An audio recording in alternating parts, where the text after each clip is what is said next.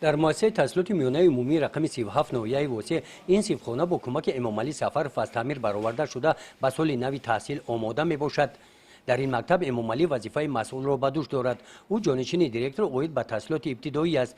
دوره تعطیل تابستانه او گالستوک و لباس مکتبی را به لباسهای کاری عوض نموده است. با وجود آنکه در رخصتی مهنتی است، معلم وقتی خالگی به مکتب آمده در کارهای تعمیر سیمخانه ها به کارمندان قسم خواجگی کمک رسانیده ایستاده است.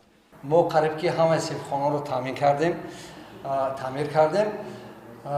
من این سیمخانه است که حاضر تعمیر کرده تمام میکنیم و تمام با دستگیری تمام آموزگاران همکسبان همه سیمخانه 24 سیمخانه همش تعمیر شده گه.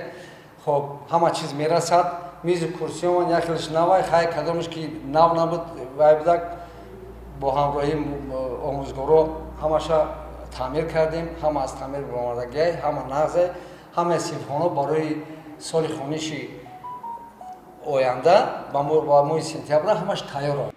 مؤسسه تحصیلات میانه عمومی رقم 37 از دو بنای دورشانه عبارت بوده دارای 24 سیمخانه است. در برابر آنکه امام علی در کارهای تعمیر سیمخانه ها ایثارگذار است، همچنین با کمک او مقدار معین مسائل ساختمانی برای کارهای تعمیری دسترس گردیدند.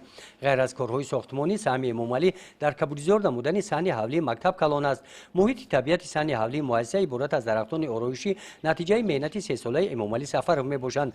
در موسم گرمای تابستان امام علی به درختان آب مانده آنها را از خشکشوی نجات سبز نگاه داشته است. امام علی میگوید که یک جایه با کلکتیو آموزگاران تا آغاز سال نو تحصیل صحن حولی مؤسسه میدانچه‌های ورزشی را هم در سطح بلند آماده می‌نمایند.